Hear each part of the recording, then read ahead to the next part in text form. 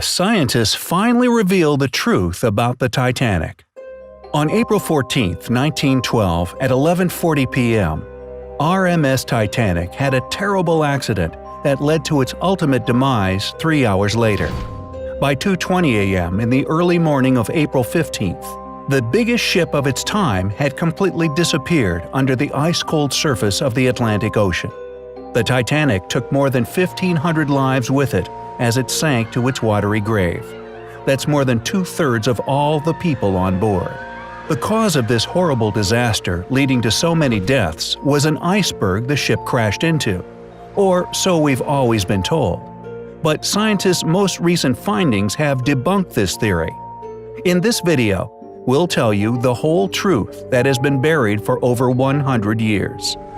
At 882 feet 9 inches long, 92 feet wide, 175 feet tall, and with a usable volume of 46,328 tons, the Titanic seemed indestructible. People could walk for miles along her myriad passages and decks. Even the ship's officers needed over 2 weeks to remember their way around this huge construction.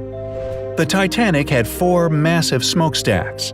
Each of them weighed 60 tons, and they extended 81.5 feet above the deck. Such an impressive height was necessary to avoid covering the passengers in 100 tons of soot blown off daily. The smokestacks were placed at a 30-degree angle to look even more astonishing and imposing. No less awe-inspiring was the cost of the ship. Its construction demanded $7.5 million. If we take into account modern exchange rates and inflation, in 2016 they would be paying $166 million. Surprisingly, it would turn out cheaper than the production of the world-famous movie Titanic in 1997, which cost $200 million.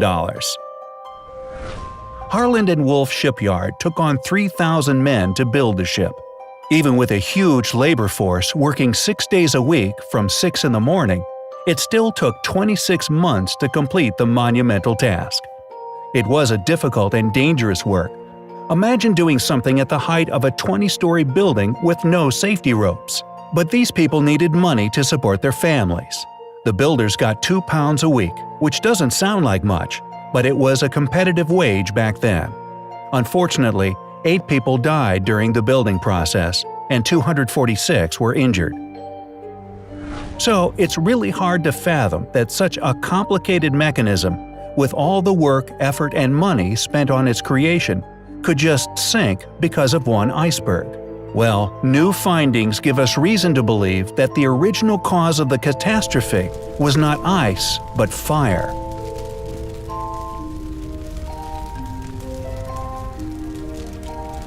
Journalist Sana Maloney has been studying the fate of the Titanic for more than 30 years.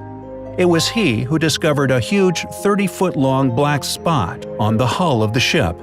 He noticed it after examining a photo taken before Titanic's departure. The journalist got hold of an album of previously unpublished photographs that showed the construction of the ship and the preparations for her first and last journey. The fire had to have been burning for 3 weeks at a very high temperature before somebody noticed it. Metallurgy experts are sure that such conditions could have easily weakened the metal, reducing its strength by as much as 75%. That's why the iceberg didn't have any problems tearing a hole in the side of the ship. If not for the fire, it would have been impossible. But the fact that the iceberg hit exactly the spot with the compromised metal is one of the incredible links in the chain of the Titanic's tragic what-ifs. The management of the project knew about the fire and the fact that the ship shouldn't have set off on that fateful voyage. But it would have meant bankruptcy for the ship's owners.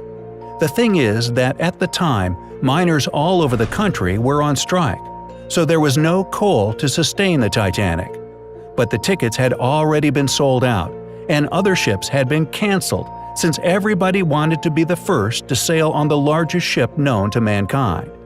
That's why the owners of the Titanic bought all the coal they could find, and even the coal from other ships. Canceling the trip seemed out of the question.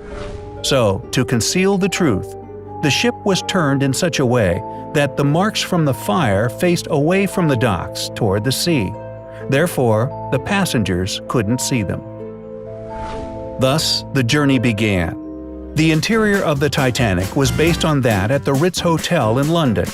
The grand staircase went down 7 out of the 10 decks on the ship. It was decorated with paintings, bronze cherubs, and oak paneling. The facilities for the first-class passengers included a swimming pool with heated water, a Turkish bath, a gym, a squash court, and a beauty salon. Ladies could even order a stylist to help them get ready for dinner. They had an onboard newspaper called the Atlantic Daily Bulletin. There was even a special place for first-class passengers' dogs. The pets were fed, taken for walks, and could even be trained during the voyage. The meals for the first class included 13 courses, each with its own wine. They were a big occasion, lasting about 5 hours. There were 1,500 bottles of wine, 20,000 bottles of beer, and 8,000 cigars. Yet, there were no binoculars. Why is this fact worth mentioning? Because having binoculars could have saved the Titanic. Here is another tragic coincidence in the chain of unfortunate events. There were no sonar systems in those times, so to detect threats ahead of a liner, special people kept watch using binoculars. But the binoculars on the Titanic had been locked away in a special compartment. The only person with the key to the locker, Second Officer David Blair, was replaced at the last minute. He was in such a hurry to leave the ship that he forgot to hand the key over to his replacement. This fateful forgetfulness was discovered only 3 days later when the ship was already at sea. If the crew had gotten the binoculars, they would have noticed the iceberg earlier and would have just enough time to avoid the crash. Perhaps the crash could also been avoided if the ship hadn't been breaking the speed limit.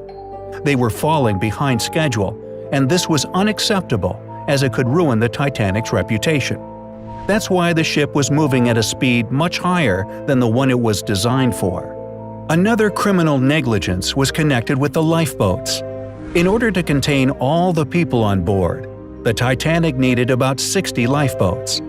The chief designer, Alexander Carlisle, planned to equip the ship with only 48 boats, but eventually the number was reduced even more to 20.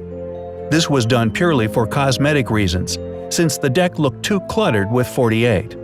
These 20 boats could seat only 1/3 of all the people on the ship. Surprisingly, such a hugely insufficient amount of lifeboats was technically legal. According to the laws of that time, the number of boats depended not on the number of passengers, but on the tonnage of a ship.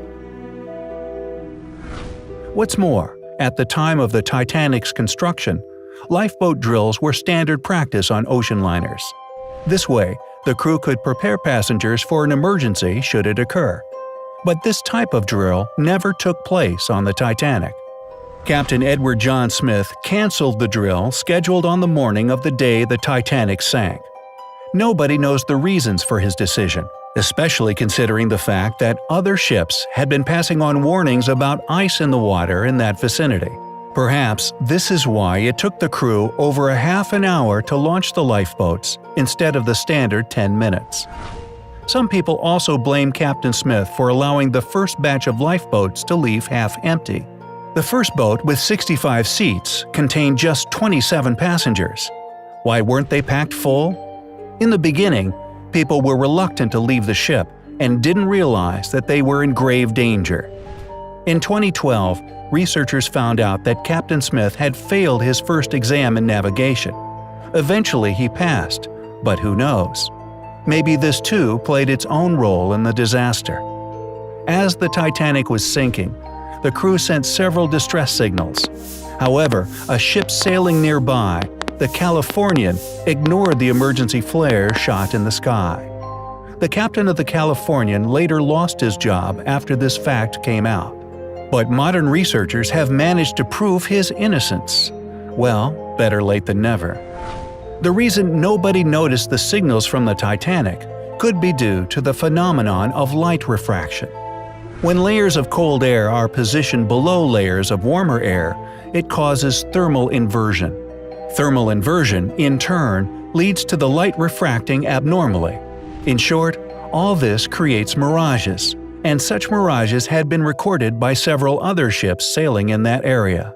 Historian Tim Malton is also convinced that light refraction that night could be the reason why the lookouts missed the iceberg completely. Criminal negligence, tragic and unfortunate chain of coincidences, fire or ice, whatever it was, it took the lives of hundreds of people and still keeps the minds of scientists busy to this day. What theory about the catastrophe do you believe? Share your opinion in the comments below. If we've opened your eyes to one of the mysteries you've been puzzling over, give us a thumbs up. If this video gets 15,000 likes, we'll tell you about the mystery of the Mariana Trench. To see more mind-boggling videos, subscribe to our channel and stay with us on the bright side of life.